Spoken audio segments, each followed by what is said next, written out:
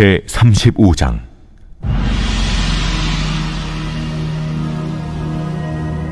또 여호와의 말씀이 내게 임하여 이르시되, 인자야, 내 얼굴을 세일산으로 향하고 그에게 예언하여 이르기를, 주 여호와께서 이같이 말씀하시되, 세일산아, 내가 너를 대적하여 내 손을 내 위에 펴서 내가 황무지와 공포의 대상이 되게 할지라.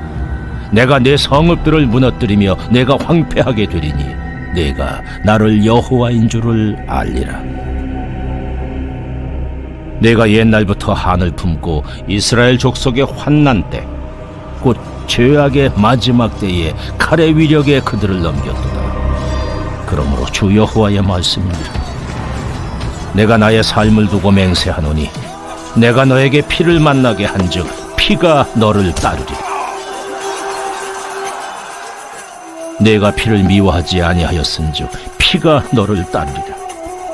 내가 세일산이 황무지와 폐허가 되게 하여 그 위에 왕래하는 자를 다 끊을지라.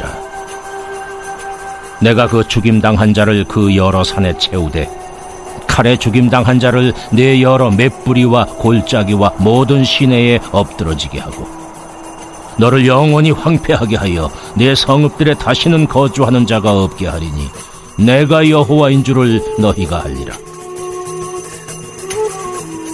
내가 말하기를, 이 두 민족과 두 땅은 다 내 것이며 내 기업이 되리라 하였도다. 그러나 여호와께서 거기에 계셨느니라. 그러므로 주 여호와의 말씀이니라.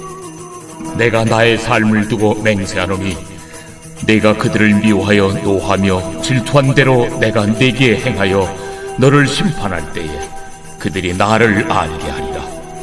네가 이스라엘 산들을 가리켜 말하기를, 저 산들이 황폐하였으므로 우리에게 넘겨주어서 삼키게 되었다 하여 욕하는 모든 말을 나 여호와가 들은 줄을 네가 알리로다.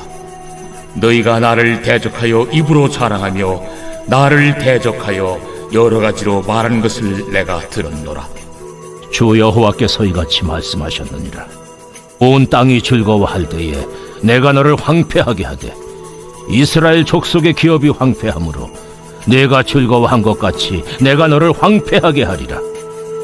세일산아, 너와 에돔 온 땅이 황폐하리니 내가 여호와인 줄을 무리가 알리라 하셨다 하라.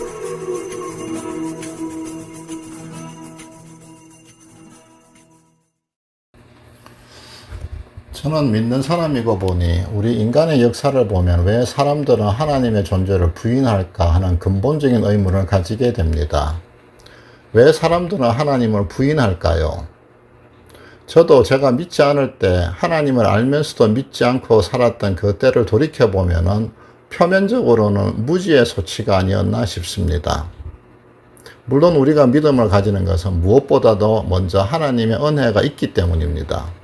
그렇더라도 그때는 제가 하나님을 잘 몰라서 제대로 경험하지 못해서 또는 하나님을 제대로 나에게 가르쳐주는 사람이 없어서 저는 하나님을 또 예수님의 십자가를 받아들이지 못했던 것 같습니다. 그러나 주목할 것은 우리 대부분은 그 하나님을 부인하는 그 마음의 바닥에는 교만이 있다는 것입니다. 내가 하나님 없이도 할 수 있다는 그 교만으로 인하여서 우리는 하나님을 부인합니다. 지금 우리는 인류 역사에서 보면은 변곡점으로 기록될 만한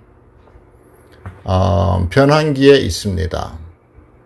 AI의 발달로 인해서 2000년 이후 출생한 우리 자녀들의 세대는 보편적으로 100세를 넘겨서 살게 될 것이라고 합니다. 우리가 잘 아는 테슬라 일론 머스크는 대표적인 인물인데 뉴럴링크라는 회사를 통해서 노화를 막는 연구를 본격적으로 하고 있고 팔란티어 회사의 피터 티어, 아마존의 제프 베이조스와 또 오라클의 레리 앨리슨 같은 인물이 노화를 막는 연구를 하는 대표적인 인물들입니다. 마침내 인간의 과학의 힘으로 시간을 거슬러서 노화를 막는 시대에 우리는 접어들고 있습니다. 때문에 많은 사람들이 하나님이 지으신 창조의 세계를 부인하고 인간의 능력을 의지함으로 하나님을 부인하는 인본주의적인 교만의 시대를 우리는 살고 있는 것입니다. 다행히 트럼프 대통령이 취임하면서 인간의 성을 남성과 여성이라는 그 성을 출생할 때 받은 남자와 여자로만 성을 정하도록 법이 바뀌었습니다. 그래서 지금은 조금 잠잠하지만 하나님이 지으신 남녀의 성조차도 내 마음과 의지로 바꿀 수 있다고 믿고 주장하는 것이 전혀 이상하지 않은 시대입니다. 그래서 하나님보다는 나를 앞세우는 인본주의적인 시대를 우리는 지금 살고 있는 것입니다. 오늘 본문은 기원전 586년 전에 예루살렘의 멸망 직후이므로 대충 2600년 정도 전이라고 보면 되겠습니다. 이때도 이스라엘과 많은 이방 나라들은 하나님의 말씀에 순종하지 않고 하나님을 부인함으로 하나님의 심판의 말씀을 하나님께서 심판의 말씀을 하고 있는 것을 우리는 볼 수 있습니다. 오늘 본문은 에돔을 향한 말씀인데 에돔을 향한 이 심판의 말씀이 오늘 우리에게 어떤 교훈을 주는지 같이 보도록 하겠습니다. 앞서 에스겔 32장까지는 하나님은 유다와 주변 나라에 대한 심판을 말씀하십니다. 바로 앞장 34장에서는 악한 목자들을 책망하면서 비로소 이스라엘을 어떻게 회복하실지 말씀하십니다. 34장 23절에 보면은 내 종 다윗을 이스라엘의 목자로 세우시고 직접 돌보시겠다는 말씀이 나옵니다.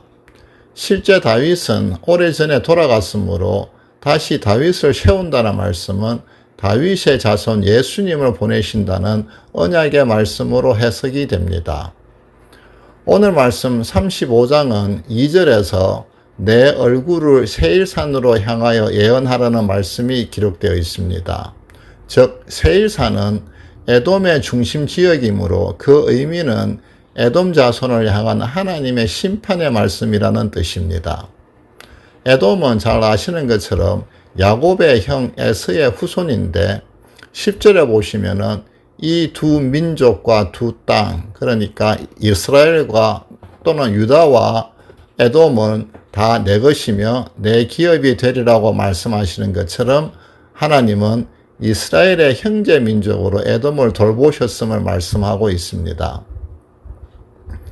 하지만 11절 이후에 보면은 내가 그들 동생 이스라엘 민족을 미워하며 노하며 질투한 대로 내가 너희 에돔을 심판하고 내가 하나님의 됨을 알게 하리라는 준엄한 심판의 말씀을 하시며 이후의 내용은 그들이 행한 대로 에돔이 황폐하도록 심판하실 것이라고 말씀하십니다. 3절로 돌아와서 내가 황무지와 공포의 대상이 되게 하고 4절에 내 성읍들을 무너뜨리고 내가 황폐하게 하신다고 말씀하십니다. 그 심판의 이유는 5절에 보면은 에돔은 옛날부터 이스라엘의 한을 품고 이스라엘의 환난 때에 칼의 위력에 그들을 넘겼기 때문이라고 말씀하십니다. 역사적으로 돌아보면은 민수기 20장 17절을 보면은 이스라엘 민족이 출애굽을 하고 가나안으로 가는 길에 에돔 왕에게 우리가 왕의 땅을 지나게 하소서 우리가 밭이나 포도원으로 지나가지 아니하고 왕의 큰 길로만 지나가게 해달라고 요청을 하는 것이 기록되어 있습니다. 하지만 그들은 군대를 동원하여서 이스라엘 민족을 막았다고 또한 기록하고 있습니다. 오바댜 1장에서도 보면은 예루살렘이 바빌론에 멸망할 때 유다의 멸망을 기뻐하며 백성을 막고 재물을 약탈한 것을 기록하고 있습니다. 이러한 이유로 6절부터 보면은 하나님께서 에돔을 어떻게 심판하실지 기록한 것을 볼 수 있습니다. 오늘 본문을 보다가 보면은 하나님은 참으로 세미하신 분이라는 생각이 듭니다. 12절을 보면은 에돔이 이스라엘을 자기들이 삼키게 되었다고 욕하는 말, 또 13절에 하나님을 대적하여 입으로 자랑하며 대적한 말을 하나님은 모두 들으셨다고 책망하십니다. 때문에 에돔은 철저하게 황폐하게 될 것이라고 말씀하십니다.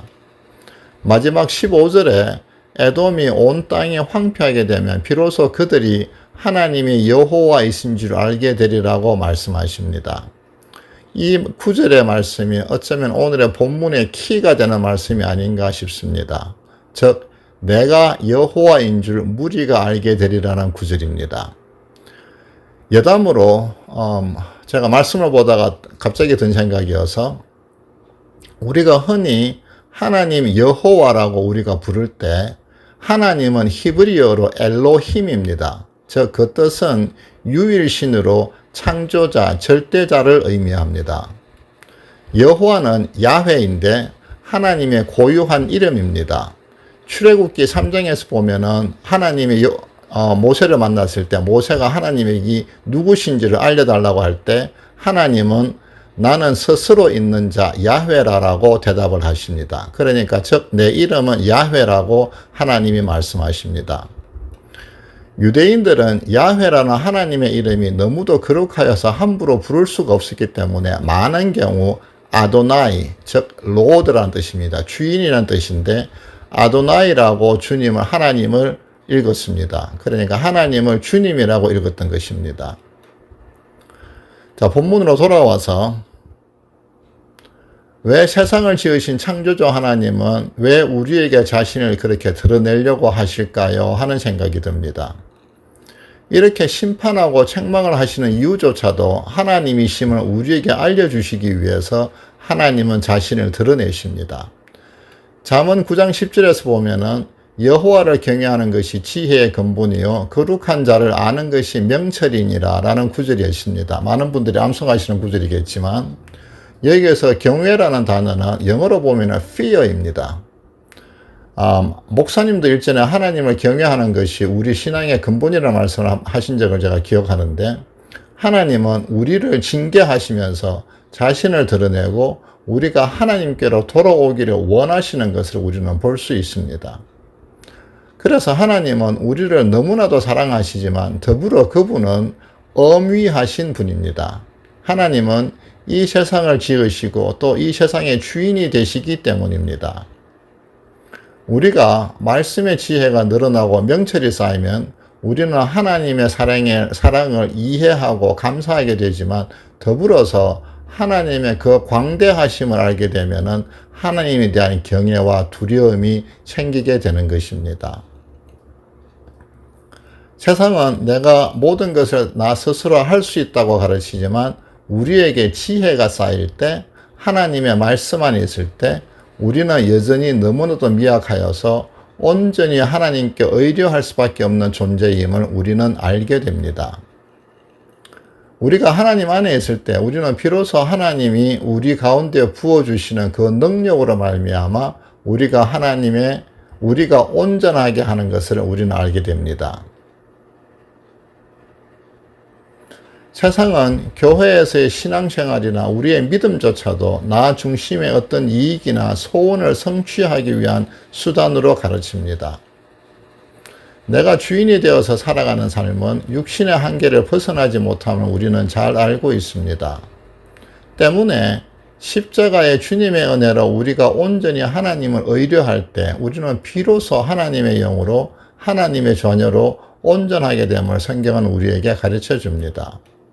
하지만 저 자신을 돌아보아도 우리가 믿음이 있다고 말하지만 하나님의 마음을 구하면서 이웃과 지체들과 또 교회를 돌아보는 희생과 배려의 마음보다는 여전히 나 중심의 믿음 생활을 벗어나는 것이 참 쉽지 않음을 우리는 또한 잘 알고 있습니다. 그래서 교회에서도 목장에서도 내가 무엇을 더 얻을 수 있을지 또 나의 필요를 어떻게 채울 수 있을지 기대하고 또 때로는 그 기대가 어긋날 때 우리는 실족하기도 합니다. 하나님은 에돔을 이스라엘과 같이 하나님의 것으로 돌보려 하셨지만은 그들은 하나님보다는 피를 따르고 유다를 정복하기 위한 욕심을 따름으로 하나님의 징계를 벗어나지 못한 것을 오늘 본문은 기록하고 있습니다. 컴퓨터의 AI가 내가 궁금한 모든 것을 대답해주고 세월을 거스르는 노화 방지 치료가 가능하여져서 우리가 100살을 넘겨서 살아간다고 해도 우리는 끝에는 결국은 육신의 날이 다하는 날 주님 앞에 서게 될 것입니다. 왜냐하면 하나님이 이 세상을 지으시고 주인이 된다는 사실은 오늘 본문이 기록된 2600년 전이나 지금이나 또 앞으로도 변하지 않는 사실이기 때문입니다. 우리는 육신의 한계를 인정하고 하나님이 이 세상을 지으신 질서를 따라 살 때 우리는 비로소 하나님이 지으신 피조물, 가장 사랑받는 존재로 온전할 수 있습니다. 내가 아니라 내 안에 계시는 하나님의 영, 성령님의 음성을 따라 살 때 우리는 비로소 평안할 수 있습니다.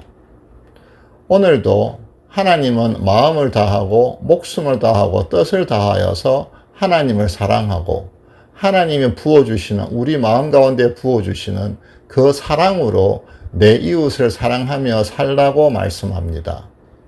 항상 기뻐하고 쉬지 말고 기도하라. 범사에 감사하라. 이것이 그리스도 예수 안에서 너희를 향하신 하나님의 뜻이니라. 우리가 이 말씀에 비추어 보면은 세상의 고난과 어려움 가운데 있을지라도 기뻐하고 감사하며 기도할 수 있는 것은 하나님이 우리 안에 함께 하시기 때문입니다. 세상을 이기신 주님의 구원의 은혜가 내 심령에 함께 할 때 비로소 우리는 육신을 지니고도 이 세상에서 살아도 우리는 이미 천국을 누리며 살아갈 수 있습니다. 그렇게 보면은 육신의 죽음조차도 어쩌면 우리가 육신의 장막을 벗고 이미 내 영혼에 함께 하시는 주님께로 돌아가는 것입니다. 사도 바울의 담대한 믿음의 고백이 그 비결이 여기에 있지 않나 하는 생각을 합니다. 오늘도 그 담대한 은혜와 믿음으로 하나님의 임재로 충만한 하루가 되시기를 주님의 이름으로 축원합니다.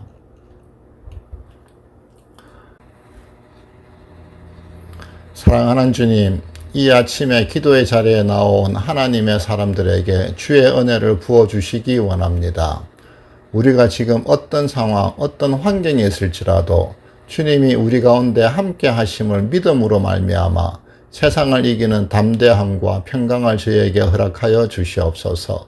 이번 한 주 동안 계속되는 여름 성경학교에 하나님의 은혜와 사랑이 함께함으로 우리의 어린 자녀들이 하나님의 말씀을 배우고 하나님의 사랑으로 세워지게 하시고 무엇보다도 수고하고 애쓰시는 선생님들에게도 감당할 은혜와 말씀의 지혜를 더하여 주시옵소서.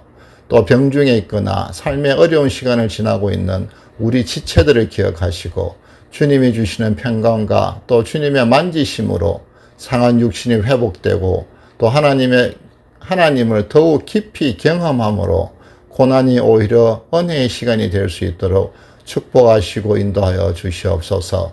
오늘 하루를 온전히 여호와 하나님께 의탁합니다. 매 순간 주님과 동행하는 하루가 될 수 있도록 인도하여 주시옵소서. 존귀하신 예수님의 이름으로 기도합니다. 하늘에 계신 우리 아버지, 이름이 그렇게 여김을 받으시오며 나라가 임하시오며 뜻이 하늘에서 이루어진 것 같이 이 땅에서도 이루어지이다. 오늘 우리에게 일용할 양식을 주시옵고 우리가 우리에게 죄 지은 자들을 사하여 준 것 같이 우리의 죄를 사하여 주시옵고 우리를 시험에 들게 하지 마시옵고 다만 악에서 구하시옵소서. 나라와 권세와 영광이 아버지께 영원히 있사옵나이다. 아멘.